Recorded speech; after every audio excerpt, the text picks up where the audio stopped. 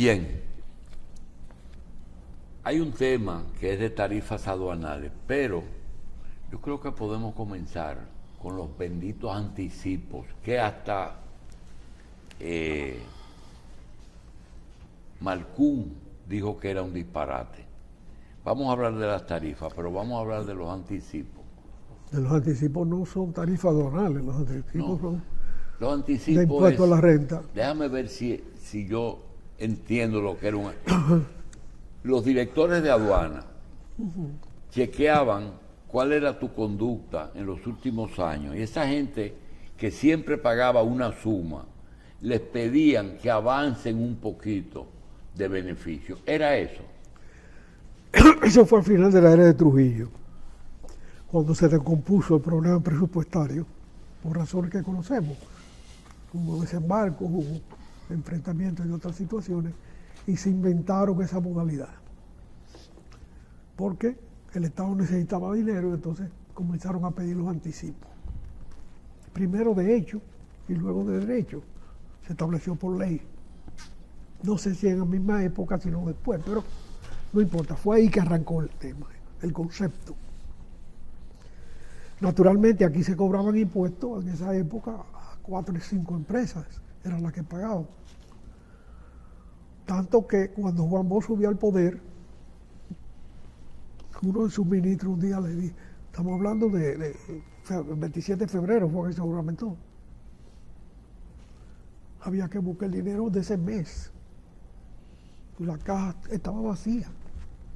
Los gastos habían aumentado enormemente en el proceso de democratización. Y naturalmente, los que dejaron el poder cubrieron sus obligaciones, sus compromisos en la medida de lo que tenían y dejaron la caja vacía. No es que se robaron el dinero, en esa época no se estaba en ese tema. Pero sí las bellaquerías políticas se hacían. Y así fue. Entonces el ministro dice, mire, llame a Pompi para que le den más de los cuartos de febrero y a la tabacalera, porque eso eran las fuentes principales de dinero. Y ahí le doy un poco respuesta a ese que es desde Colombia, amigo, capitaleño, que pregunta de qué vivía el país. El país vivía con la economía que llamó don Rafael Herrera, con mucha brillantez, la economía del postre. Tabaco, ron, cacao y cacao. Economía del postre. Y café también. Y café. El postre, ¿verdad? De la economía del postre, el país ha pasado a tener una diversificación de recursos muy distinta, que hacen caduca esa ley vigente del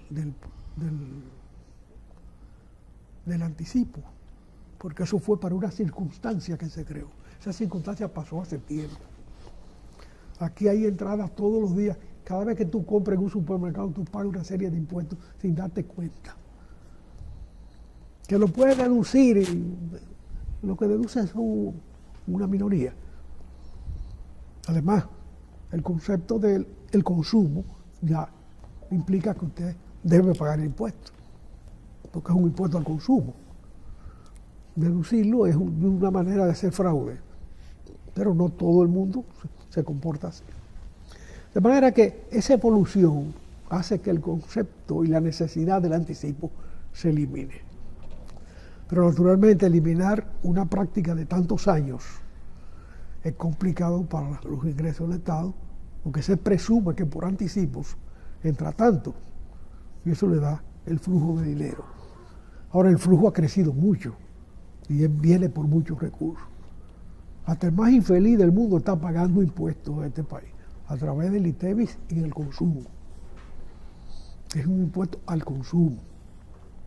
Y eso resulta un robo, porque si no se cumple, si el estimado resulta incorrecto y te beneficia a ti, impuestos internos no te devuelve. Aquí se ha creado problemas con eso tan grave, que cuando llegó un supermercado extranjero que opera, creo que francés, sí, que opera por ahí por Villa Altagracia,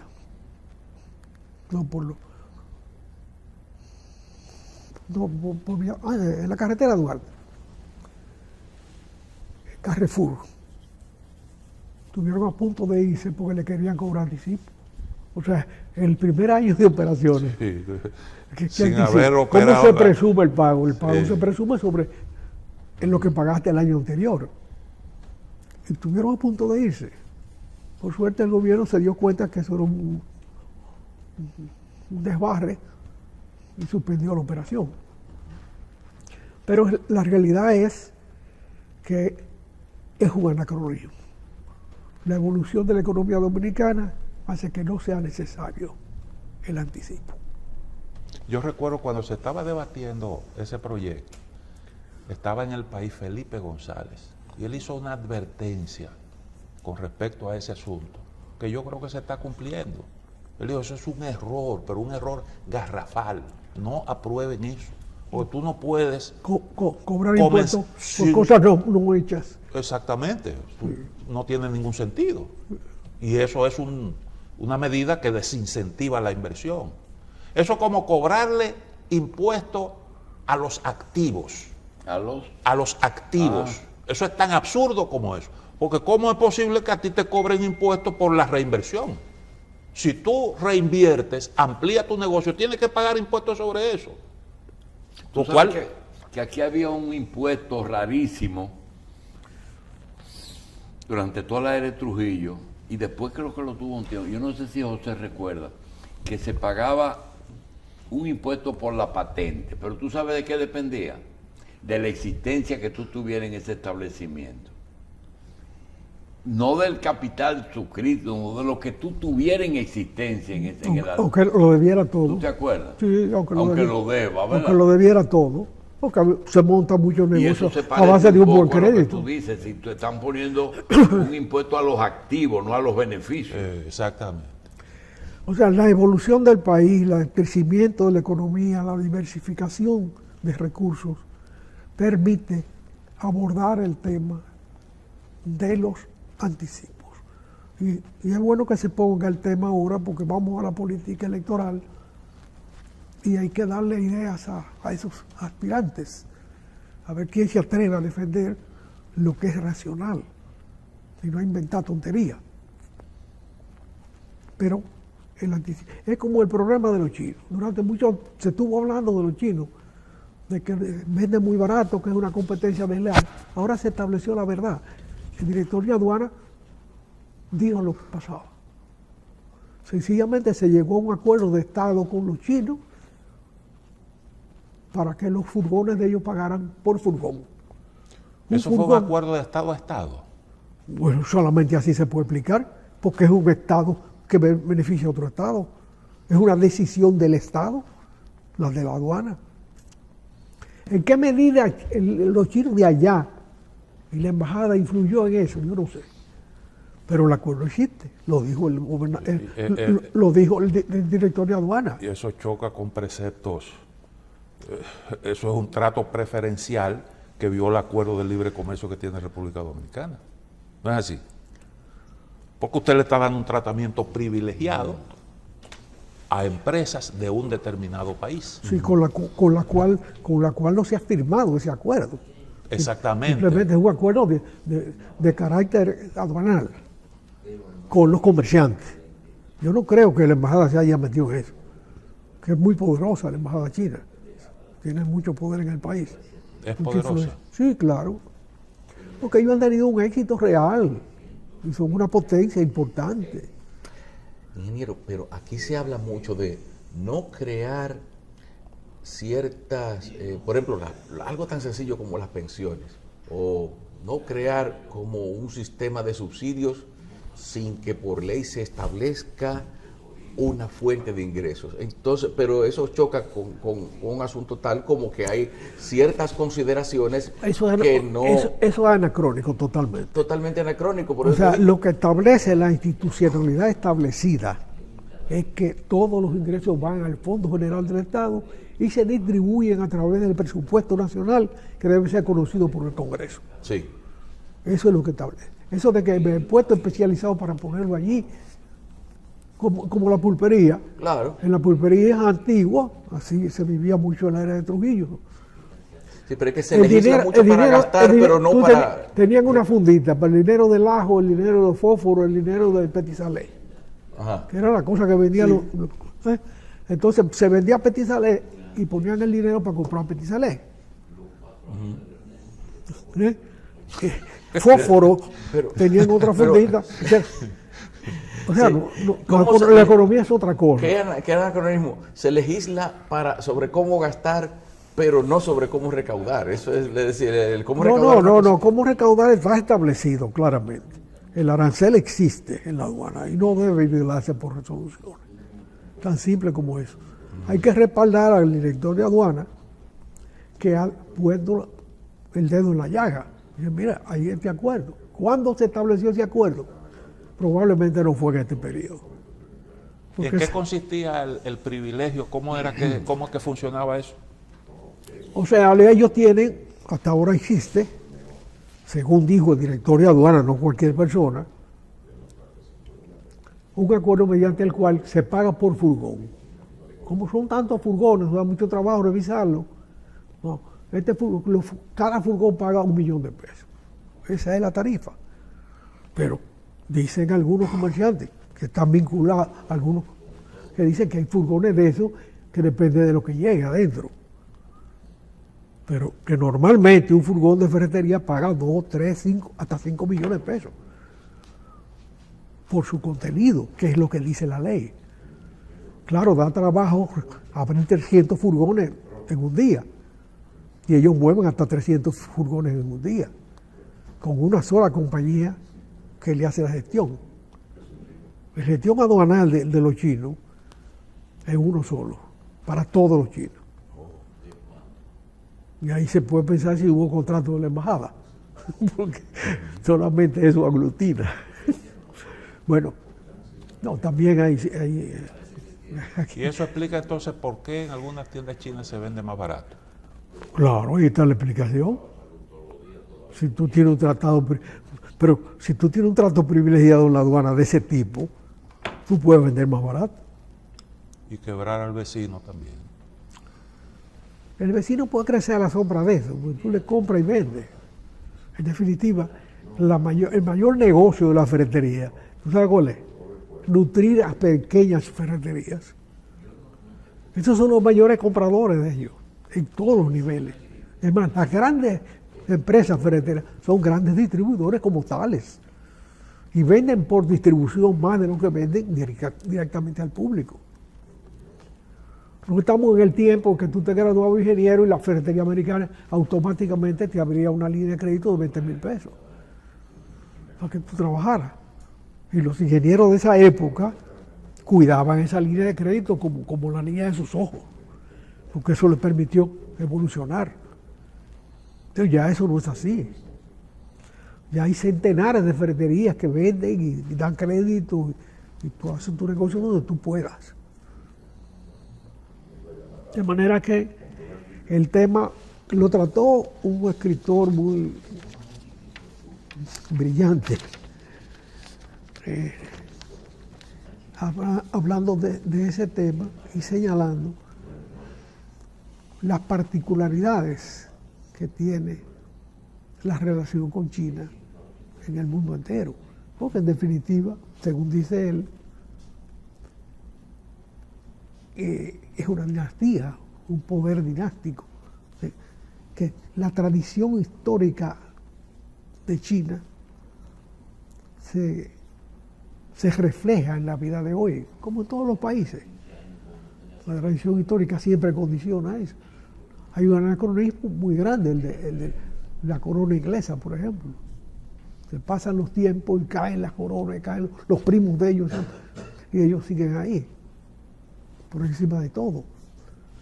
De manera que en China que se mantengan costumbres, hijas, de sus éxitos anteriores o de sus tradiciones, hay que entenderlo. Pero naturalmente, desde la desaparición de Mao Zedong y la transformación posterior de la República Popular China, ha habido una alternatividad de poderes. Es la primera vez que un dirigente se reelige por tercera vez, o por segunda vez. O sea, un gobierno, unas 2 reelecciones. Es la primera vez que pasa. Y se puede inferir. ¿Y eso tiene que ver con qué? El hecho de que Xi Jinping haya Bueno, tenido ese... que la gente piensa que eso se puede eternizar. Se proyecta como pero en Estados Unidos hay un Kennedy candidato. Sí, ¿Eh? sí. Y los Clinton siempre están ahí acechando. Y los Bush están acechando. No, los Clinton nunca han dejado de tener mucha influencia en el Partido Demócrata. Sí, no, iba a aparecerá su postulación en su momento. Pero los Kennedy están vigentes. Cuando, ni siquiera se sabe de qué murieron los Kennedy. Sí. De dónde salió la bala de los dos. Porque no fue uno, fue los dos. Incluyendo una bala mágica que hizo unos rebotes y una cosa. Sí. Una que rebotó. Bueno. Que por cierto, este candidato sobrino de Kennedy está reclamando que se desclasifiquen todas las informaciones. Hijo de Edward, que era el malo. ¿Qué era? El malo era el procurador, sí. Fue ese. Le dieron al primero y le dieron al segundo. Sí. De manera que... Y ese es uno de los secretos más bien guardados del mundo. Volúmenes enteros. Gente que se respeta muchísimo, escribiendo nada. Un palabrerío, nadie sabe quién mató a Kennedy. Ni quién mató a Robert Kennedy. Que me encontré raro ¿Y por qué lo mataron? El día pasado, la vocera del departamento del Ministerio de Relaciones Exteriores de Rusia le sugirió a Estados Unidos que informe qué fue lo que pasó. Eso es lo que te dice a ti, que ellos saben. Ellos saben. Los rusos, que lo digan ellos. Ellos, si están demandando eso, porque ellos saben qué fue.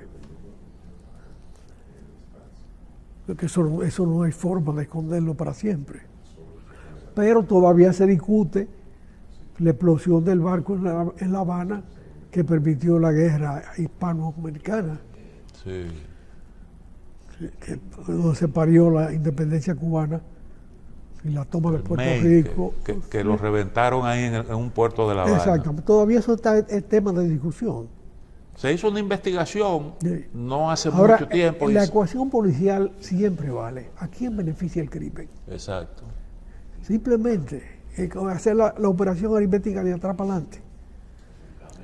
Y la invasión... Como se hacía con el libro de Walton y Smith de aritmética.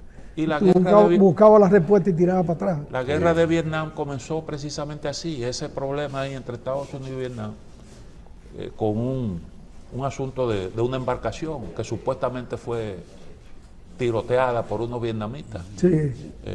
Así también comenzó ese problema. En Ucrania la excusa son los drones, que dicen, no, que ¿quién fue que voló el puente? ¿Quién fue que tumbó la presa? ¿Quién fue que...? O sea, vamos por lo mismo también. Una serie de acciones de las que se culpan uno y otro. Esa guerra tiene complicaciones grandes, pues ya hay una rebelión de los mercenarios. A los mercenarios los sacaron los sacó Rusia. Ya esos mercenarios tenían mucho tiempo ahí y le tocaba descanso. Ajá. Le tocaba descanso, aunque ese Prigozhin, yo tengo una visión con respecto a eso. Para mí, Ucrania cayó en una trampa ahí que le tendió el jefe de ese grupo, porque él llegó a hablar de problemas de suministro de municiones, escasez. Pero cuando los ucranianos atacaron, tratando de aprovechar esa escasez, los recibieron a bombazo limpio. Bueno, eso es una guerra de engaños. Pero lo cierto es que el grupo de mercenarios dice claramente que el ejército no estaba dispuesto a hacer esa guerra. Tú no puedes comenzar una guerra con mercenarios cuando tienes un ejército tan poderoso como el chino, como el ruso. Y esa guerra prácticamente la comenzaron los mercenarios. Entonces tú mandas a un hombre de cocina a dirigir mercenarios cuando tiene un ejército poderoso. Ahí hay un conflicto. Y mercenarios habían de lado y lado, porque había un grupo Azov que lo creó una empresa que tenía negocios precisamente en la parte este una empresa ucraniana. Y eran los que hacían esas incursiones y bombardeaban la parte este pero sistemáticamente eso- después de los acuerdos de Minsk. Eso se explica claramente. El agredido en Ucrania. ¿Perdón? El agredido en Ucrania. Se explica que haya voluntarios en Ucrania.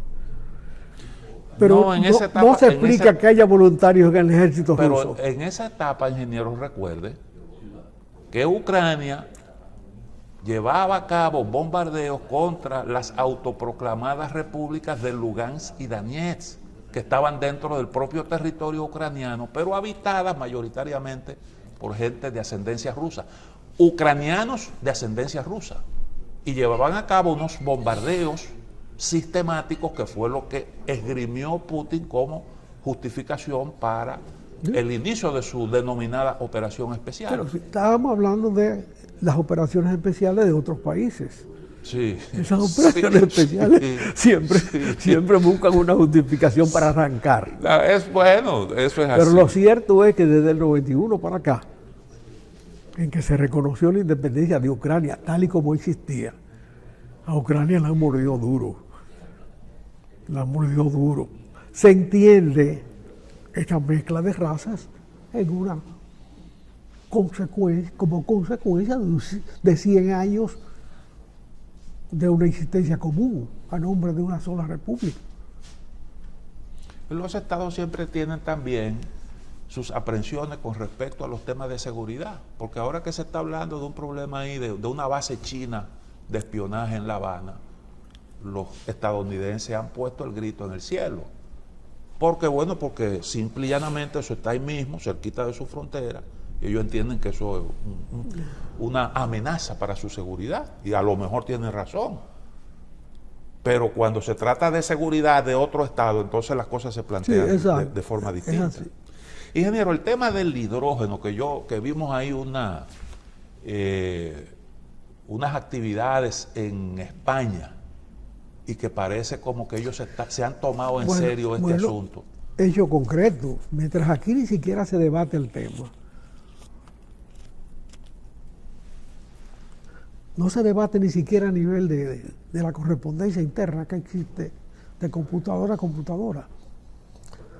Tú le mandas un trabajo a cualquier persona de interés general sobre temas de ese tipo y ni acuse de recibo te manda. Tú no sabes si lo leen o no lo leen, lo tira por ahí. Pero ayer me alertó esta noticia, un corredor marítimo de hidrógeno verde de Algeciras en la Andalucía española a Rotterdam en Holanda. Y voy a dar lectura más o menos al texto. Mientras aquí y ahora ni se debate eso del hidrógeno, los reyes Felipe VI de España y Guillermo Alejandro de Holanda han presidido ayer un acto centrado en el hidrógeno verde con presencia de autoridades europeas y líderes empresariales del sector energético. Se trata del lanzamiento del primer corredor de hidrógeno verde entre el sur y el norte de Europa, promovido por Cepsa, que es la empresa de combustibles española, que mediante el transporte en grandes barcos asegurará una cadena de suministro energético entre dos de los principales muelles del continente, Algeciras y Rotterdam. En el acto, la petrolera española ha firmado acuerdos de colaboración con dos importantes multinacionales. La noruega Yara, que trabaja en Trinidad y Tobago, por aquí, es la más eficiente en ese mundo, y la holandesa Gasunie, para impulsar este primer corredor marítimo de hidrógeno verde que unirá el sur y el norte de Europa a través de dos puertos. En la República Dominicana el carbón impera, a Odebrecht ni se le amenaza, no aparece Tamacún por ninguna parte. Esa es la conclusión. O sea, esto indica que se puede producir el hidrógeno verde, ¿verdad? Que nadie se va a montar, que se puede hacer y se está haciendo. Y que se va a hacer. Entonces, ¿por qué quedarse atrás? ¿O qué estar debatiendo sobre carbón y carbón mineral y y gas natural. Cuando el mundo va a una energía limpia, que se puede producir en todas partes, porque definitivamente con agua hay en todas partes. Si es salada, si no es salada, eso es otro problema.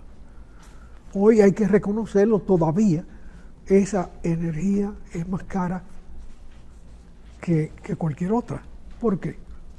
Fundamental, hay que hacer grandes inversiones que tienen un periodo relativamente corto de amortización, que hay que cargarle al costo. Pero el tema está claro. Primero, la humanidad no puede seguir viviendo con los combustibles fósiles. No puede seguir, está matando a la humanidad. Son 200 años de consumo de combustibles fósiles haciendo daño a la naturaleza. Hay una ola de calor ahora mismo en el mundo entero. Ajá. Y sin embargo, eso parece que no está dentro de las prioridades de las grandes potencias, porque se están matando por otra cosa, mientras el planeta se está hundiendo. Sí, pero los países salen del atraso trabajando. De trabajando que se sale. Si aquí no hubiese habido pioneros de la zona franca y pioneros del turismo, el desarrollo del país no existiera. Las iniciativas hay que tomarlas en cuenta. ¿Qué resulta más costoso? ¿El uso de la tecnología del fracking para producir gas y para producir petróleo? ¿O el hidrógeno? Porque yo tengo entendido que para usted operar con ciertos niveles de rentabilidad en lo que tiene que ver con el fracking se necesita un precio más o menos por encima de los $60, lo que quiere decir que es algo que tiene un costo elevado. Pero ahora mismo se está aprovechando esa tecnología, sobre todo para suministrarle gas a Europa. ¿Qué tan lejos están los costos del fracking con los costos de la producción hoy el hidrógeno, en la comparación de precios de producción, donde se está produciendo hidrógeno, porque se está produciendo y se está utilizando. Sí, sí. Hoy es más caro que ninguno. Pero eso no impide que tú abordes el tema y que comiences a analizar el tema. Lo de Punta Catalina terminó en un fracaso, en una mediatización del proyecto, sobre la base de que no había garantía de suministro de gas natural. Había que buscar ese gas natural. Ya cuando estaba prácticamente instalada la planta, hubo un movimiento aquí de gente preocupada por el tema ambiental, diciendo, paren eso, que hay que ponerle gas. No, ya, eso es una condena que el país va a tener que vivir siempre. O hacer una inversión grandísima para cambiar el combustible de esa planta, que también será posible en algún momento. Pero hay que Ahora, cuando se diseñó Punta Catalina, nosotros no percibíamos ese proyecto como algo urgente. Hoy sin Punta Catalina tendríamos un problema bastante grave. Ese proyecto, por suerte, se hizo. Exactamente. Porque hoy fuera terrible la situación. La expansión de la economía ha demandado que esa planta y más se construyan en el país. Pero precisamente por eso, porque hay que ver el futuro, el tema del hidrógeno aquí ni siquiera se discute. Y es necesario que se discuta como primera cosa, porque las decisiones hay que tomarlas racionalmente. No es un problema de gabinete, es un problema de trascendencia generacional. Esto va más allá de nuestra vida. Y eso no, por los costos no está eso fuera de nuestras posibilidades. Bueno, sobre esa base siempre estaremos fuera de juego, siempre estaremos atrasados. Porque ya ahí se requiere de un trabajo de innovación para usted ver cómo puede producir ese combustible a un costo más bajo, y para eso hay que... Mira, el costo se traduce en el valor de la moneda. ¿Se traduce? En el valor de la moneda. Si tú logras producir una idea, una hipótesis, si tú logras producir con hidrógeno, el hidrógeno aquí, para el consumo de aquí, ¿en cuánto crece el Producto Interno Bruto Dominicano? Si sustituimos Práctic- el petróleo y prácticamente se duplica. sí, claro. Prácticamente se duplica. Sí, ninguna duda. ¿Eh? Sí. Porque el Producto Interno Bruto es el resultado de la operación económica interna.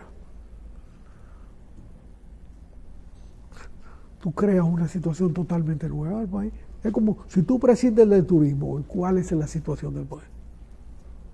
Si tú prescindes de las remesas de los dominicanos, ¿cuál es la situación del país? O sea, el país se apoya en muchas cosas. Y el crecimiento tiene que ser indiscutiblemente. tiene que ser Ahora parejo. nosotros Y la tenemos... factura petrolera, la factura energética de este país es demasiado alta. Sí. Es demasiado alta en los componentes externos y es demasiado alta en la administración interna.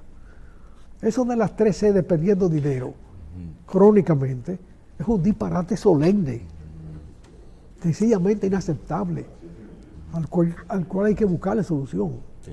Pero ingeniero, a mí me dijeron que, así a propósito, conectándolo con lo que estábamos hablando ahorita, de que el incentivo que el gobierno, uno de los incentivos que el gobierno ofrece a las energías renovables, menos a la hidráulica, que ya tiene un tiempo establecido y se aprovecha poco, es que pueden venderla un poco más cara, la eólica y la solar, que son las que más se están instalando ahora. Para que ustedes, como incentivo, para que ustedes sigan invirtiendo en eso, pueden vendérsela más cara que la generada a partir de fósiles y de minerales a la distribuidora. Entonces, también eso tiene que venir, o sea, con el hidrógeno y el estudio de forma alternativa también tiene que venir una regla clara en cuanto a la manera de incentivo que no tenga que ver necesariamente con asuntos de precios, sino con aprovechamiento. No, pero todo eso se hace.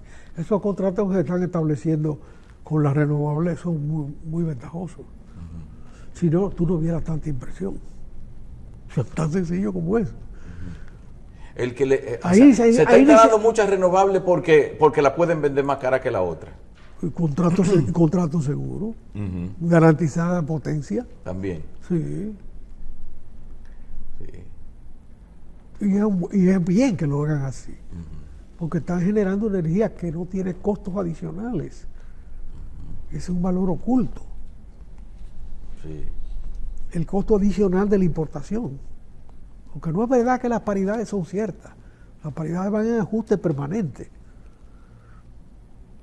Y el dólar, que es la referencia, va a tener un desplome pronto que tiene una repercusión muy grande en este país.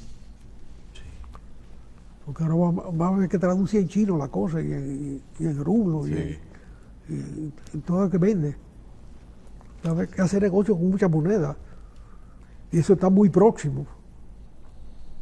Porque la hegemonía del dólar sencillamente colapsó. Ellos tienen una deuda impresionante y tienen una capacidad de emitir que no tiene sencillamente dónde parar. El techo de la deuda es la autorización que le da el Senado y la Cámara y el de Representantes. Ese es el techo de la deuda americana.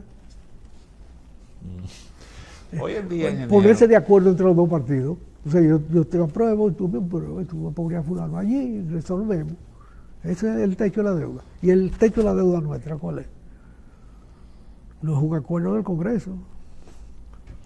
y a propósito de deuda, hoy en día se está hablando de multicrisis, porque confluyen en el mundo entero varias crisis, entre ellas la crisis climática, crisis de deuda, porque hay un montón de países endeudados hasta la coronilla, Comenzando por Estados Unidos. comenzando por Esa es Estados la deuda Unidos, más una grande. deuda más del 100% de su Producto Interno Bruto. No. Sí, No. la deuda de Estados Unidos, sí, más del 100% del PIB de Estados Unidos. Eso usted lo puede escribir. Y hay otros países que tienen incluso hasta el 150%. Sí, es así. ¿Entiendes? Y bueno, está el problema de la crisis Pero es que climática. Estados Unidos nunca tendrá una deuda de ese tamaño, de esa relación. ¿Tú sabes por qué? Porque ellos emiten cuando les da la gana. Bueno, ya esa es otra cosa. Es un Eso- permiso entre 4 gente. Pero de todos modos hay preocupación en Estados Unidos porque eso no puede crecer indefinida, o no debe crecer indefinidamente. Eso no tiene sustento. No tiene sustento. Tan sencillo como eso. Eso se desploma y se va a desplomar muy pronto. Y en algún momento podría ocurrir lo que pasó ya con el patrón oro. Sí.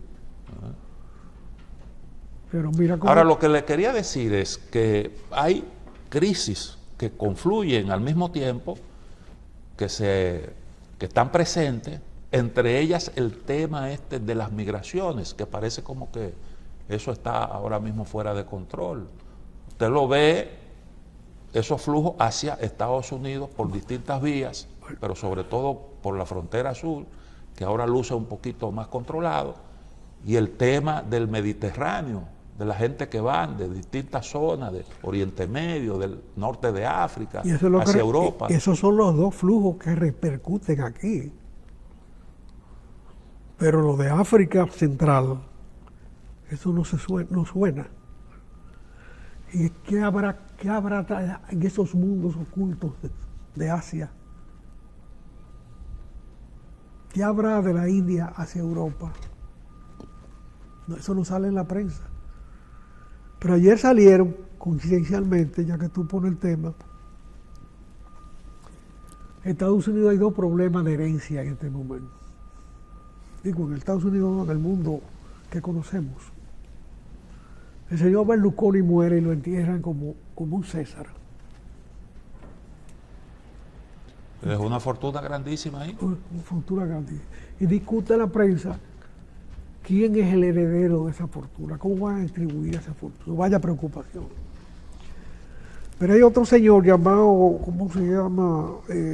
Soros, de origen húngaro, cuya habilidad es la bolsa. Salió de Hungría temprano, joven, economista, y dio un golpe en Londres. Estremeció la libra esterlina. Sí, con la paridad de la libra esterlina. Sí. Él auguró la decadencia de la libra esterlina. Lo que estamos tratando de hacer ahora con el dólar. Pero él, naturalmente, con mucha más formación, ha hecho un ejercicio brillante de la especulación. Él no tiene negocio de ningún tipo, él especula. Compra acciones, vende acciones. Compra deuda, vende deuda. Compra papeles, vende papeles. Ese señor se retira vivo todavía y le deja la fortuna entera a su hijo menor, que parece que él lo califica como el más calificado, como el más preparado para mantener el juego. Naturalmente con él vivo todavía vigilándolo. Habrá el momento en que él desaparezca. Pero mientras el mundo desarrollado tiene esos dos debates sobre herencias infinitas, le darían para desarrollar continentes enteros. Son expresiones de la concentración de la riqueza que se ha producido. Tú te encuentras ese chorro de gente que cruza desde Chile hasta Estados Unidos, pasando por el Darién panameño, que es una selva, camino a Estados Unidos, donde se concentra el desarrollo de América. Y al mismo tiempo tiene gente, 100 niños muriendo en un barco cruzando el Mediterráneo hacia Grecia. Al mismo tiempo que aquellos señores o esas familias tienen ese gran debate interno de quién va a manejar la fortuna. Eso es una situación sencillamente intolerable para el mundo. Es como el problema ambiental. No es posible seguir produciendo energía no renovable cuando hay fuentes identificadas ya de energía renovable. No es posible. El mundo, todas esas buenas intenciones, los acuerdos de que en tantos años, no, eso no es un problema de acuerdo, es el problema de hacer. Y esa práctica, esa concentración de fortuna se ha replicado en los países que originalmente vituperaron la fortuna. En Rusia hay multimillonarios que tienen propiedades confiscadas e identificadas ya, que nunca se soñaron tener los zares. No hubo zar que tuviera un yate, ni aspirara a tener un yate, como los cientos que se han confiscado de magnates rusos en el exterior. Igualmente pasa con China. Hay fortunas considerables ya en China. O sea, porque todo el mundo acepta que el capitalismo es la vía de desarrollo de esta época. Pero ese capitalismo tiene como consecuencia en el desarrollo esa concentración de fortuna, que es inicuo, es un hecho inicuo, sencillamente. Intolerable, y no es un problema de doctrina ni nada. Eso no es tolerable y eso no puede ser. La sociedad tiene que asumir de alguna manera la repartición más justa de la riqueza. Esa concentración de riqueza que Estados Unidos ha generado en América Latina, porque en vez de cuidar este pedazo se ha puesto a cuidar el mundo y a extenderse por el mundo. Esa concentración de riqueza está igualmente irritando la relación de Europa con África y con Asia. Y esos flujos explican esa situación. No hablemos cuando se soltó Rusia, por ejemplo, cuando se abrieron las fronteras rusas tras la caída del socialismo.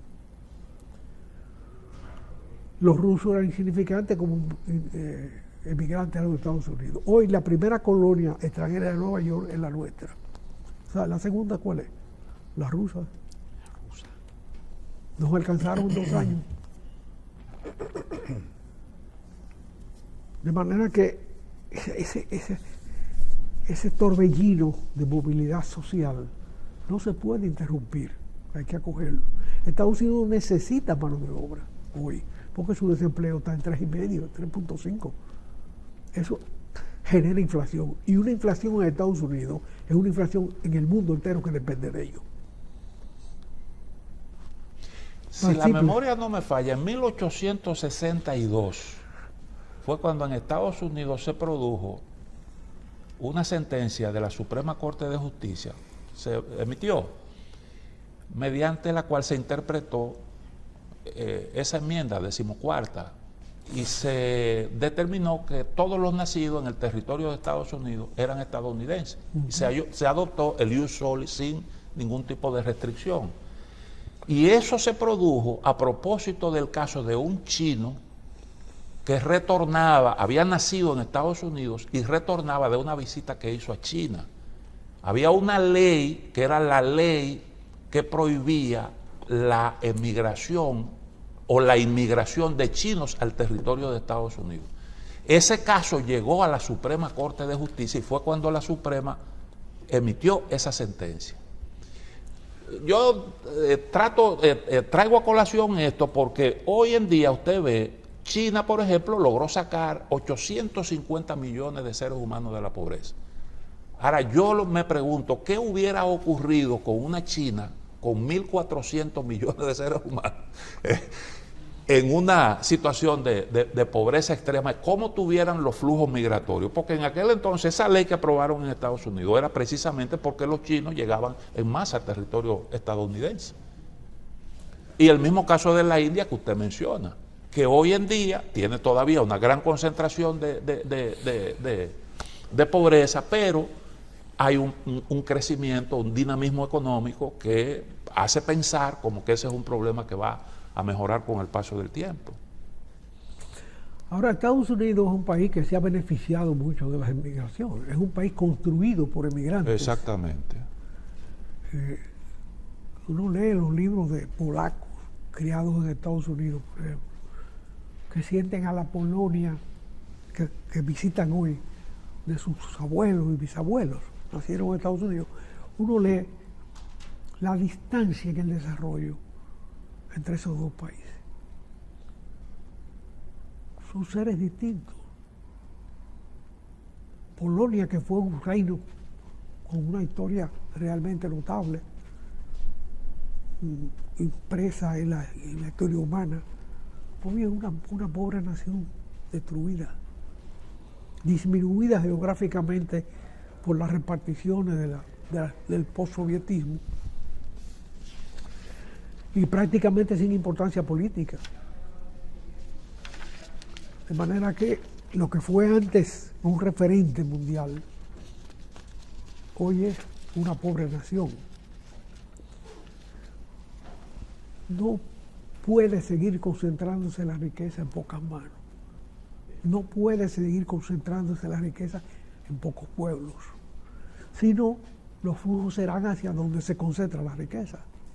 Y la consecuencia política que tiene eso.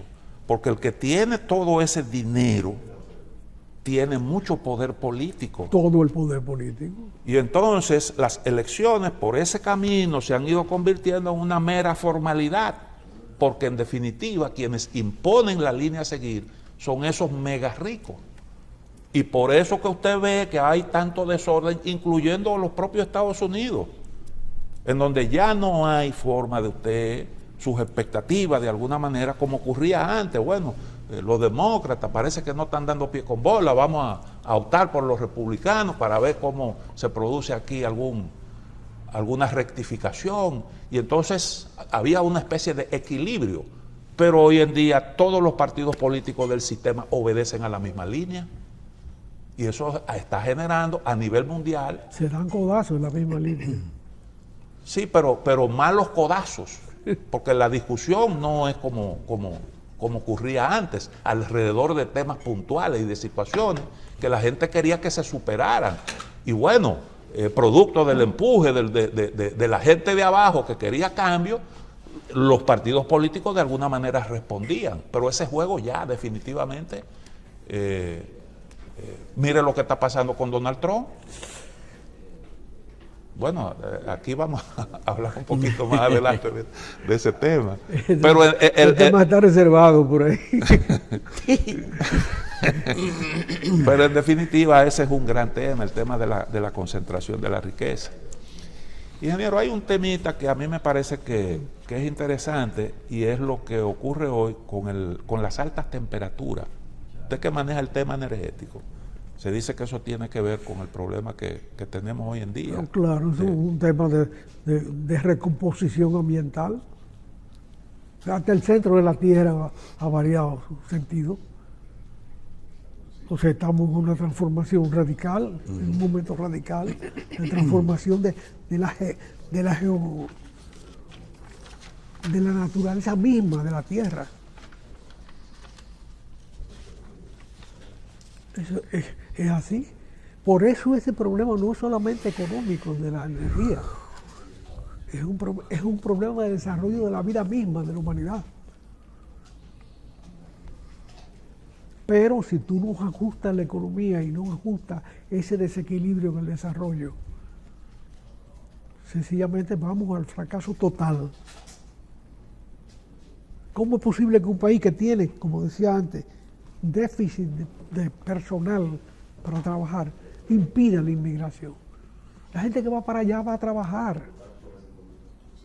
Sencillo, es muy simple. Que hagan un inventario de los inmigrantes y el resultado de ellos. Hoy mismo hay un cubano nacido en Miami que aspira a ser presidente de los Estados Unidos. ¿Eso es bueno o malo para los Estados Unidos? Yo creo que es bueno. Es la capacidad de incorporación que ellos han tenido siempre de las emigraciones. Que piensen en la parte buena de las emigraciones, no en la parte mala que siempre la hay. Pero no es que Estados Unidos ha estado cerrado a los flujos migratorios, ellos lo siguen recibiendo. Lo que pasa es que eso tiene que de alguna forma tener algún tipo de orden para que no se arme un caos, porque si no América Latina pero entera... si ellos hubiesen hecho en Centroamérica, con el cual tienen más de un acuerdo comercial hecho, base jurídica para resolver, un pedacito de lo que hicieron en China, hoy tuvieran menos flujo migratorio de ahí.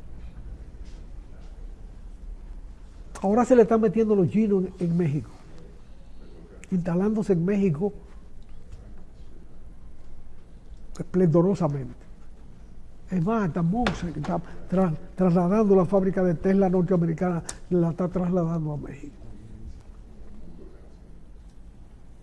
Eso había que hacerlo antes. Bueno, no es un momento de recriminar, pero es un momento de ver por qué pasó la cosa.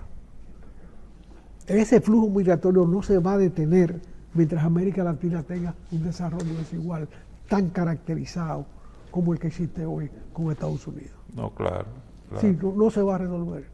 Igualmente no va a pasar entre Europa y África y los países del norte de Europa particularmente. O el caso de Haití y República Dominicana, mientras Haití no Haití cambie su... Exactamente. No va a haber aquí tranquilidad. Exactamente. Y siempre será un elemento de presión externa.